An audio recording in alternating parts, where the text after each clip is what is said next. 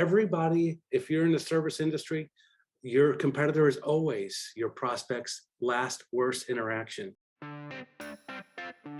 Well, hello, insiders. This is Laurie with the story. Get ready for our next episode of the Inside Story Hunters. Today, I have the privilege of interviewing Scott Schaper of RSM Marketing. He has an incredible story, an inside story. He has many years of experience with all kinds of different marketing initiatives. He has a very large organization with he and his managing partners located out in Kansas City. And as we know that the world operates more and more virtually, today we'll have to hug him from a distance, but I'm so excited to have him as our guest. He is going to talk about the ins and outs of podcasting. It has been a huge undertaking and a major learning curve for me as a new podcaster and having a new show. And I think you should tune in and listen if you have any interest in starting a podcast. You currently have a podcast, you're looking to grow it, you're having struggles, whatever it might be.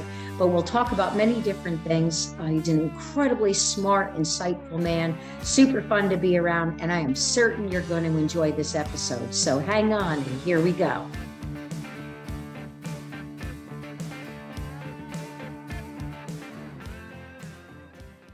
Well, hello, insiders. This is Laurie with the story. I have the amazing honor to be hanging out virtually with Scott Schaper today from RSM Marketing. You are going to have a ball listening to him share stories. I've known him for quite a while now, and he and his team located in Kansas City, different parts of it, he's going to dig in and tell you all about that, are so incredibly savvy and smart and experienced in what it means to create a story online. So with that, Scott, thanks for being here. Thank you. My pleasure. That's quite an introduction. I appreciate that. It's the truth. It is. So, and I know you're going to be on your best behavior, and I hope I can deter you away from that. Oh, that's the first I heard of that. Okay, best behavior. Let's do it. So a couple of topics that I was really wanting to dig into, you get to decide where we should begin, but it's your inside story that we're unveiling. So maybe a little history of how you arrived to RSM Marketing, but maybe a little personal about your kids, your wife. I know that she and I have something in common. We come from the spa world. She's very much in it as a massage therapist who owns a company, but maybe take a few minutes, take us through it. Yeah, so my wife and I have two boys. We live in Lenexa, and just very recently we're empty nesters, right? So my youngest is 18, went off to KU and started med school.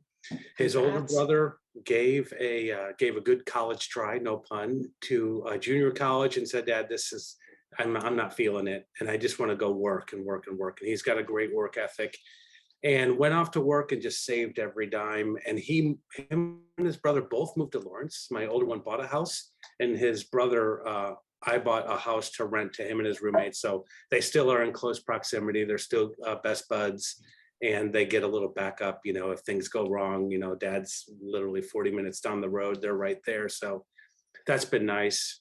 So yeah, empty nest has been very interesting. Definitely miss them, kind of day to day, but it is nice to have that extra time with Suzanne. So yeah, like you said, Suzanne has owned a massage therapy practice on her own for 15 years. Wow. And she had a 5-year lease come up this fall, at the end of September. And we looked and looked and looked for, this perfect space, right? We had a list of all these things we wanted to get for her, and couldn't get that perfect space, and got close, but she just wasn't feeling it. The best space is too far away, and the space that doesn't or too expensive, or yeah, all the things. So she goes, "You know what? I'm going to use this as a sign. I'm going to move out and just take care of my friends and family and maybe a couple regulars, and move into the room that was just vacated by my son." So we turned his room into a massage therapy studio. It's gorgeous. And she took care of a few things and really labeled it a sabbatical. And I'm just going to stop looking, and I'm going to go and just be open to what kind of blows in the door for 90 days. And we're going to try it. That's incredible. Before I moved from New Jersey to Tennessee, I did the same thing. I had once owned a spa, and I'll tell you, there was some beauty to it. And obviously, you're not inviting just anybody into your home, but I hope it works for her. I hope she finds great balance. But like you said, you're just turning it over to the universe and saying, just present the opportunities, and maybe it works. It's a Yeah, gift from the universe. exactly. So, but with that, how about your professional journey for you now that we've Yeah. talked to? Mhm.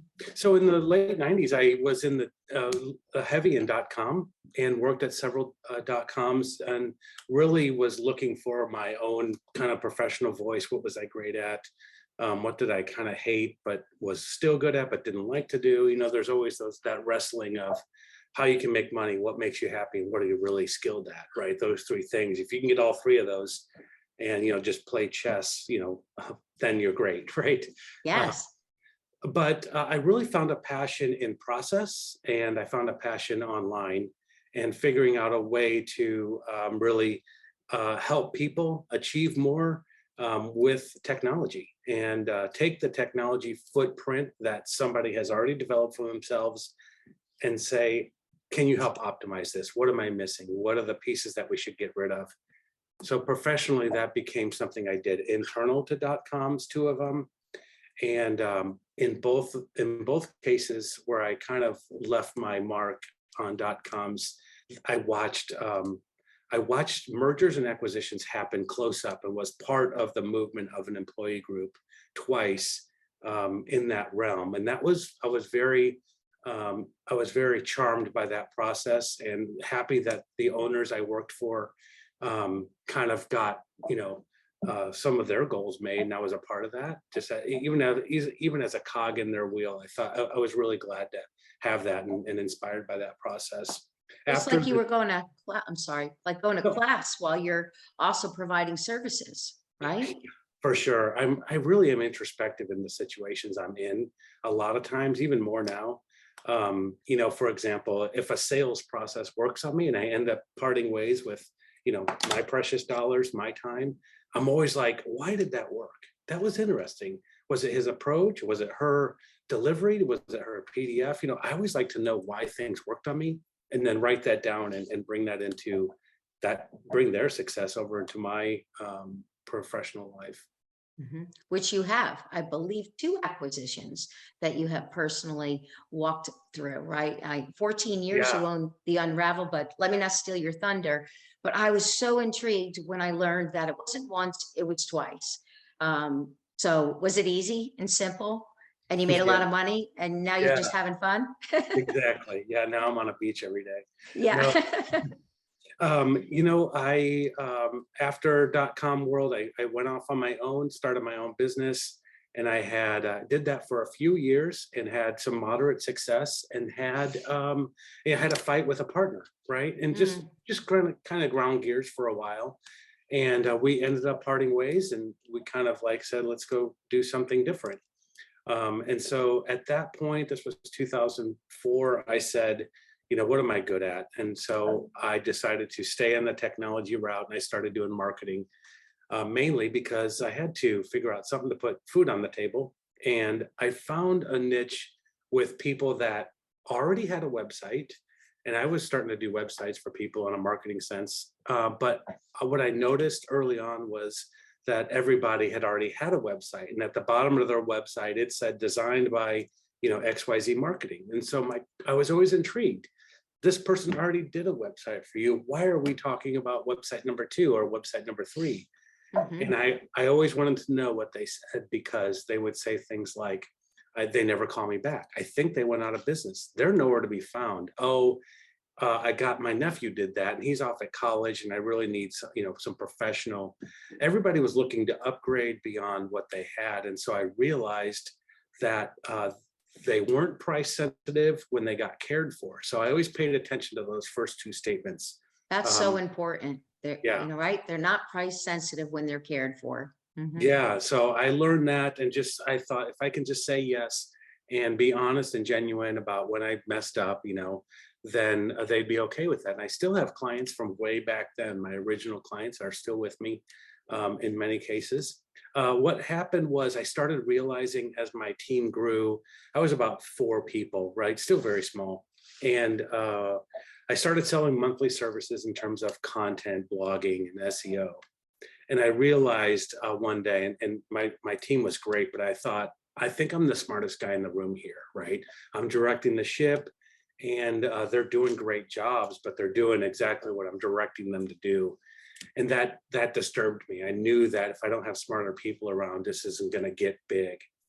And it just along that line, along that time frame, I met somebody with an exiting client, right? Every client I take over, they're some company is losing them.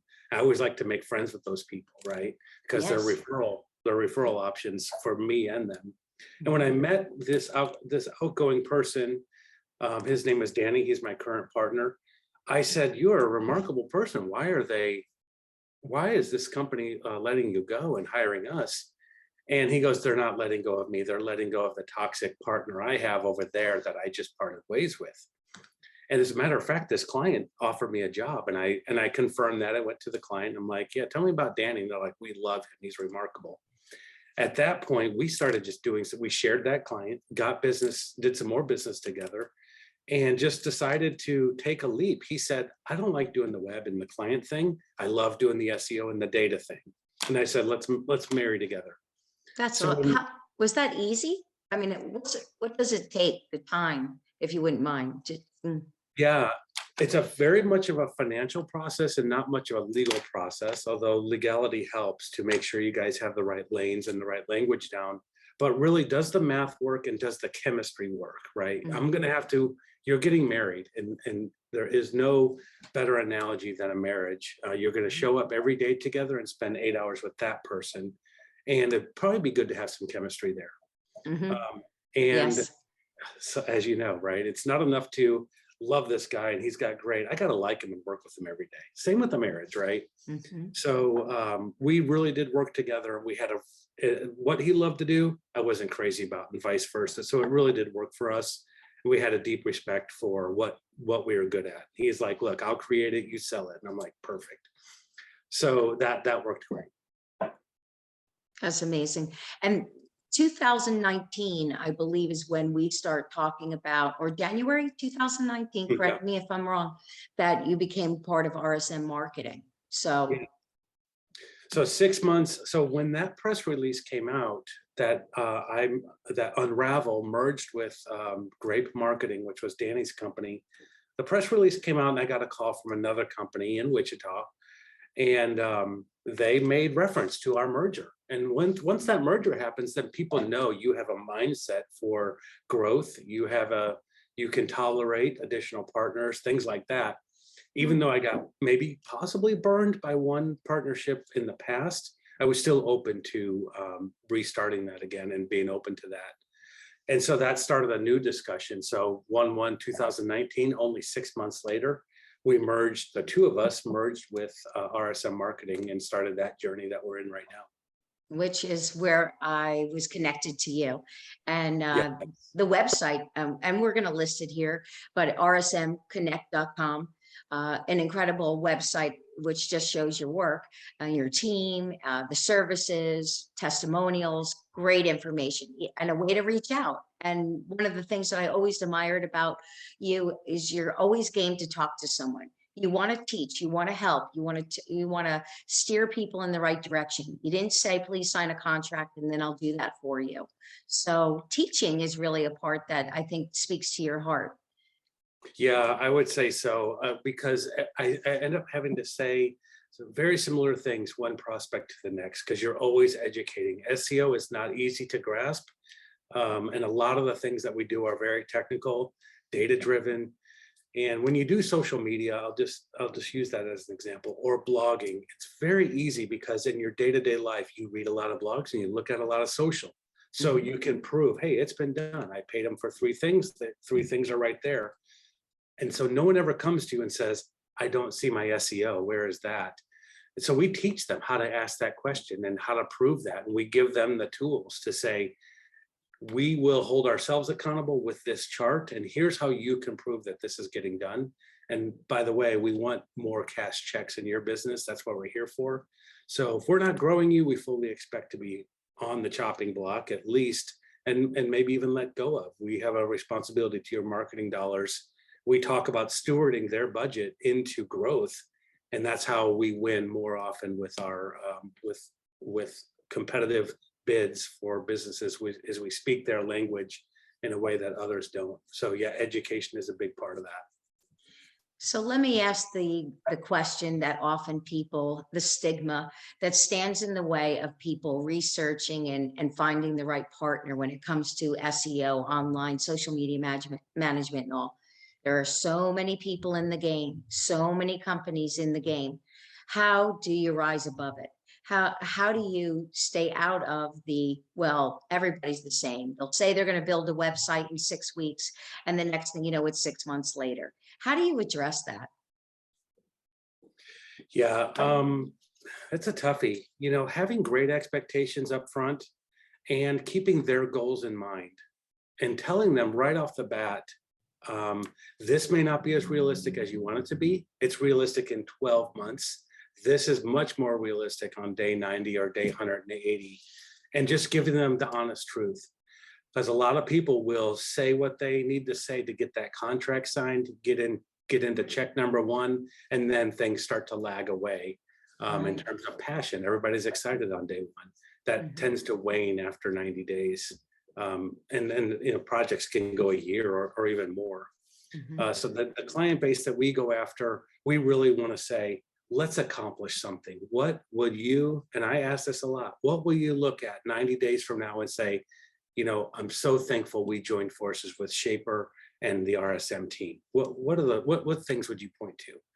And we write those down. We put them right at the top of their quote. These are their breakthrough statements that they have had a problem solving before.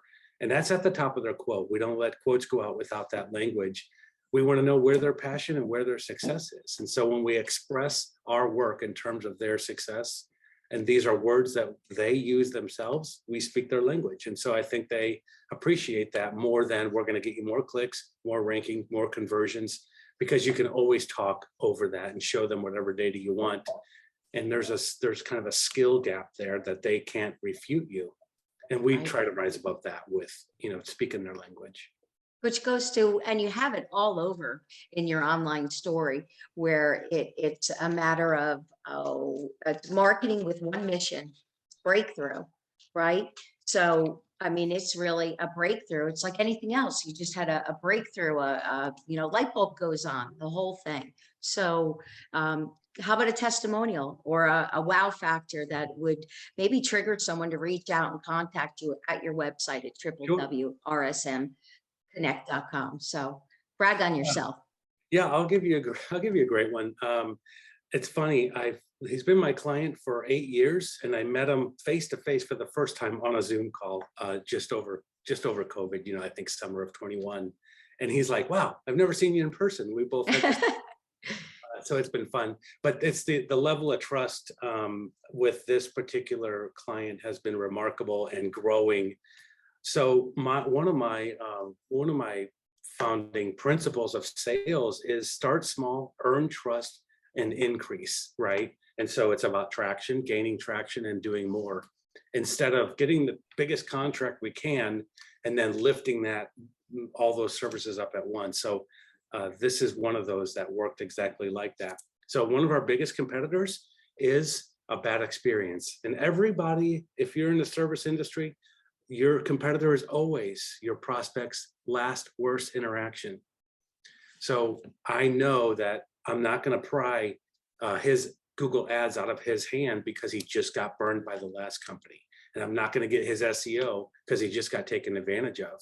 So there's nothing I can say to undo that. So what I said is, your website needs some help. As long as you're sending traffic there, we can make conversions a little bit easier. So we rebuilt the website, and this was many years ago, maybe 5 or 6 years ago. We rebuilt the website, and things got a little bit better. And we kept tweaking the language on his website, and we said we would like to blog in order to rank for these things that you're having problems with. Well, that's an SEO tactic, but we framed it up as blogging, and he bid it off, and it worked. Then after the merger with Danny, he looked at me and he goes, I can double his ROI on Facebook. He goes, can you Wow. give me a meeting? And I said, sure. So I asked Adam, I'm like, hey, there's already a lot of trust already. We had started some SEO the year prior, and we were being successful with that. But I said, Adam, will you do me a favor and give me view access of your ads budget? Now, I just want to step back and say he builds the backyard cornhole games where it's kind of a corn toss with the bags. Absolutely. Yeah. He's one of the largest manufacturers of those in the Midwest, out of Columbus. And he advertised on Google by himself, which is you can actually do pretty well by yourself. So I said, can we get view access? We just want to take a look. He was spending about $90,000 in his entire season. So from March all the way to the end of September. His Christmas is like Father's Day, right? That's his peak every June. So we looked at it and we said, let's look, if we took his exact budget and spent it all on Facebook, what would we do? And just some quick stats, he was getting $11 back for every dollar he would spend on Google ads. It's pretty damn good. Absolutely. You told him we can get 19 for the same spend, $19 back. And he's like, wait a minute, am I right in saying that you're going to return an extra $8 to me for every dollar over what I'm already spending? We said, yes, that's what we think. He goes, okay, let's do it. And I said, how much of the 90,000 that you're currently spending this coming season do you want us to put on Facebook? He said, none. I'm going to give you a fresh 90. We Wow. said, got it. Good for you. So well, with that kind of profit margin, right? I mean, at $19 on your dollar, I mean, or 18, right? It's a no-brainer. So I wanted to, let me backtrack. Remember I said he wasn't going to trust us with SEO, but what we did, and I got my order of operations wrong here. We did this analysis and we said, Adam, check this out. If you we're going to send you a spreadsheet with a list of 80 keywords. These are wasting $2,500 a month. Literally, people are clicking on it, but not converting. If you turn those off, you simply will save $2,500 starting tomorrow. That's unbelievable. And I can't believe the other company didn't advise him to do so. Right. So I said, keep that $2,500 or send that to us and let us do SEO with it. And I said, so now you're going to start an SEO campaign and it's not going to cost you a dime because you are already committed to spending this money anyway. We just found a place where we can fund our own campaign. Will you trust us with that $2,500 for 90 days? So he said yes. And then we killed it on SEO and his ad spend went down because of that. SEO tends to lower an ad spend. So because of that, he said, look, I'm giving you guys Facebook. Make me proud. A couple things happened. COVID. His season starts in March because of spring, backyard. Wow, right at the start of COVID. Yeah. World shuts down. Everybody wanted backyard games. So we had a little wind at our back, even though that was a terrible public event. It just happened to work for this particular client. So we killed it on Facebook. And in 2021, he goes, I'm not doing the Google thing anymore. Myself, I'm going to give you the full spend, Facebook, Google, SEO, and we started Pinterest ads and peeled off some funding there. So we just built all that trust, and he had his best March ever. March was his best month. Then April had never beat a June before. May was bigger than April, and June was bigger than May. So he had 4 months in a row of biggest months ever in company history. And that's the type of success. We love a client who picks up the phone and says, how can I spend more money with you? Because I'm getting back or whatever. We all would like a few of those, but what it resulted in is you built trust, and you were patient, and you also just walked alongside him. And he was not naive to this. There may be some insiders, though, listening to this podcast right now. This is Scott Schaper telling you what SEO means. Would you just give the basic definition of SEO? Yeah, SEO stands for search engine optimization, and it's a way to craft some of the technical features of your website to give Google a better opportunity to show you to their customers. So Google's customers are searchers, they're not websites. And so you're trying to get an introduction to some of their customers, and they want to trust you with that introduction. And they show that trust with things like PageRank and top rankings, right? So they want, if you have a top ranking and someone clicks on you and they bounce right back after 5 seconds, they know that, and they may ratchet you down a little bit because they think, oh, that we didn't meet that searcher's needs at that moment. So SEO helps craft that experience better and then communicates that to Google. Which is a great segue into when I came to you and told you about I'm about to enter into the podcast world. Well, actually, maybe I had just started. I took the plunge because people said, Laurie, with the story, not in the podcast world. Come on. You love to connect people, and your business development services is bringing parties together, being an opportunity broker. And really, I was told that a podcast could be a business development tool. And boy, has it paid off, right? You were talking, it's because it's our sponsors, our guests. I'm inviting you on here, not because I want to, we're going to capitalize on it, but I want someone to hear your story. I want them to know you. They may need your services. They want to reach out. I want to help people. But most importantly, the point of the Inside Story Hunters is it is an ROI machine. It is bringing back so far 3 times what a sponsor has been spending. And we're only been alive since November 1. Every guest has acquired a minimum of 2 business opportunities. And there's thousands of dollars that have been generated. So amazing. Podcasting is powerful, but it's super freaking intimidating. And it's overwhelming for those of us who didn't wear headphones all the time. Right. So podcasting, talk to the insiders about the fact that everybody thinks, and it can be super fun, simple, and it doesn't have to be a revenue generating machine, but podcasting is not for the weak. So please, would you spend a few minutes and talk about your experience and your passion for podcasting? Sure. Yeah. Podcasting is one of those things that requires traction and spinning your wheels for a while, because especially when a podcast is new, you don't get traction. You're looking for a lot of success and it doesn't come right away. But people don't realize that the sticking to a podcast is the most important thing you can do. Getting that first 10 or first 15, first 30 episodes out, then you're developing your voice, you're developing your skills, your sound is better. Everything gets better and better and better as you go. And you may listen to your first 3 podcasts and be like, ooh, what was I thinking back then? But that's get better. Yes. You're podcasting for yourself for a while. Blogging is the same way. It's a hard content effort. But when you do, all of a sudden you reach a certain point and it doesn't just go up linearly, it tends to go up like this. And so you reach a point where people come to that, they're attracted to a piece of content, they come onto it and they're like, this person has a lot to say. Look at the history of all these topics. This is great. And then they sign up, become a fan. That tends to happen very quickly. So the time between your first follower or your first 5 followers is triple, quadruple the time to your next 10 or 15, right? It tends to accelerate quickly. So I find podcasts to be very therapeutic for the podcaster because they're doing it for themselves.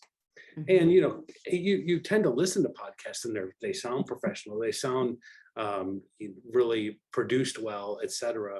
And so you're intimidated by, how do I get there? Well, they started as a newbie too and built over time. So people don't put their mistakes online, they edit them out. So you tend not to get That's right. all the outtakes, right? Oh, how about doing an interview and never thinking about stopping to just check that the audio was working? And 45 minutes later, and I look at my dear friend, thank God, right? And even this, I still get nervous. Like, what if I screw up? What if I make a mistake?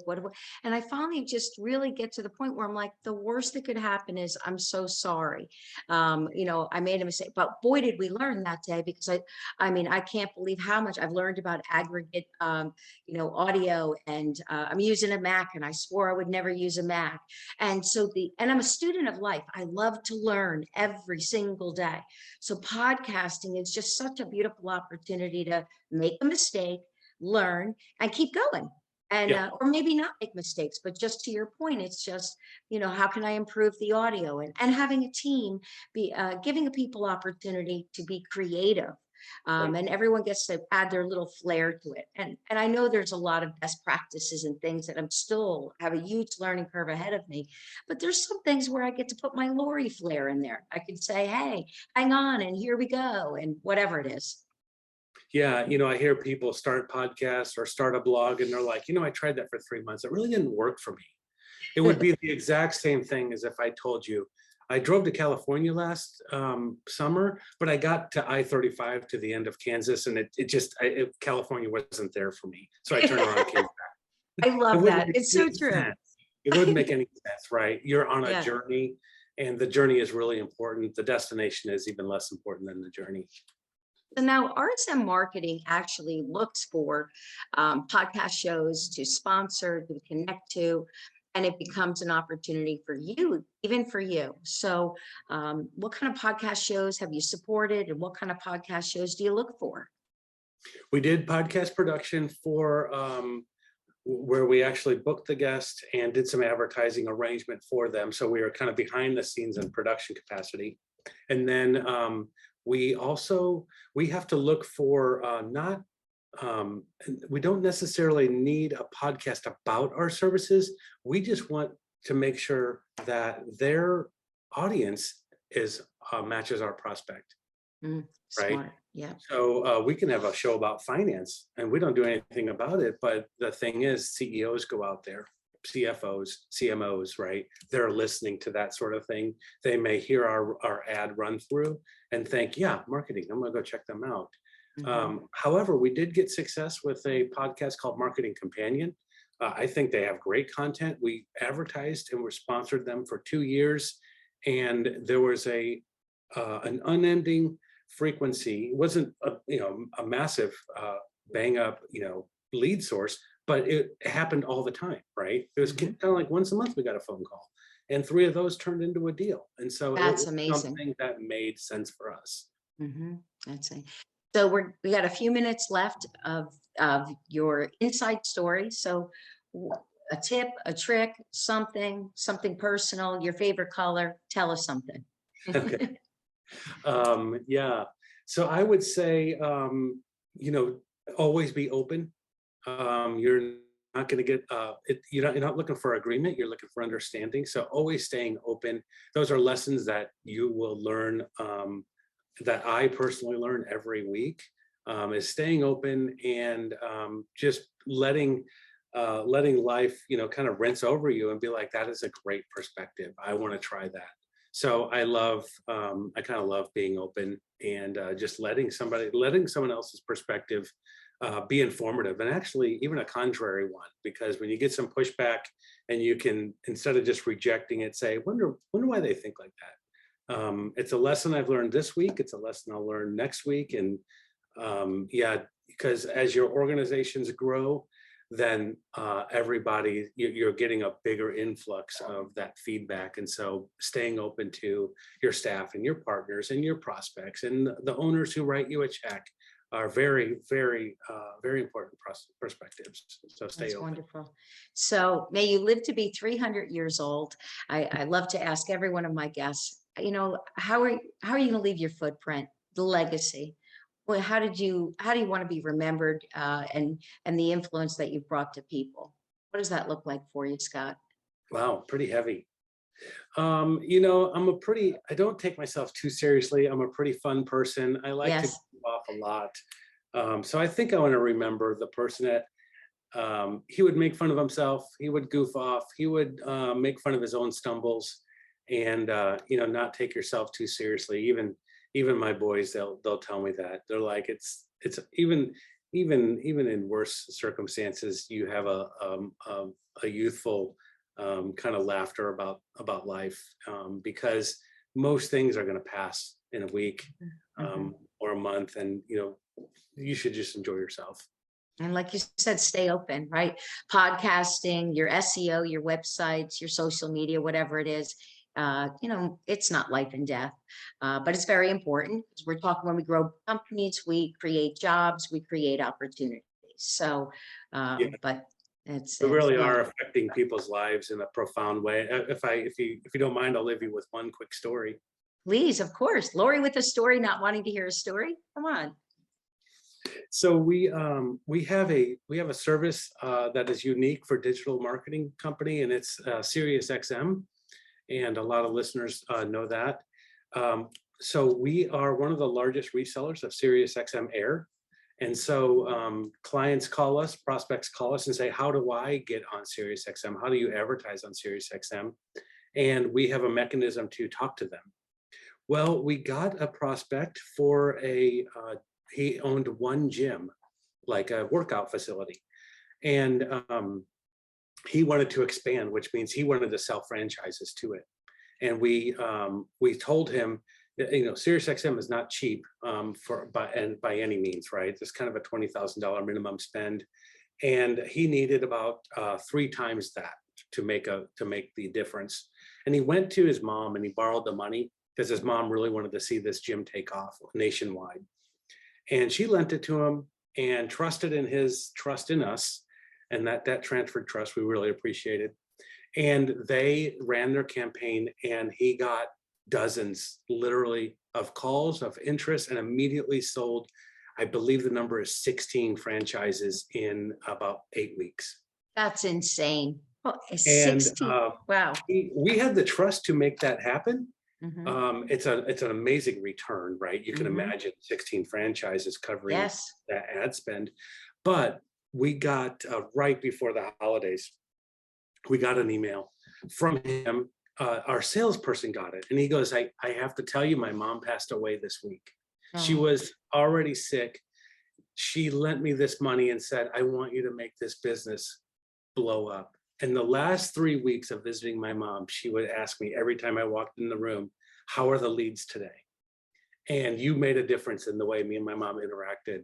And it was, we read that at our Christmas party for our employees, like, keep doing what you do really well, because it makes a difference. We're really changing people's lives. This is someone's professional life that we get to make better, and his family is better off, and his business is better off, and his outlook on business is better off. And we just love those stories. So I love that. I get a little bit emotional talking about it, because that's the way I think of it. Well, and his mama, as she transitioned from this world, knew that her son is a success. Her heart had to be smiling. I mean, it's so beautiful. Just to be a part of that, and him to come back and let us know about that personal piece. It was just really reflective of how all the people at RSM, there's 35 of us, and we all take immense pleasure in hearing things like that. And that is why you were on the Inside Story Hunters. Thank you, Scott Schaper, for being a life changer and being a lifesaver. There are times where you just, with your silliness and all that, you lighten the mood, and you remind us all to just be open, be happy, and find the positive in it. And remember to just not quit. Just keep going, keep moving forward. Amen to that. With that, I'll just say, insiders, reach out to rsmconnect.com. Scott Schaper, may they reach out to you directly, or you prefer to go to the website? Just go to the leadership page, and my email will be there. That's wonderful. Well, thanks for being with us. So, my pleasure. I'm going to say, insiders, bye for now.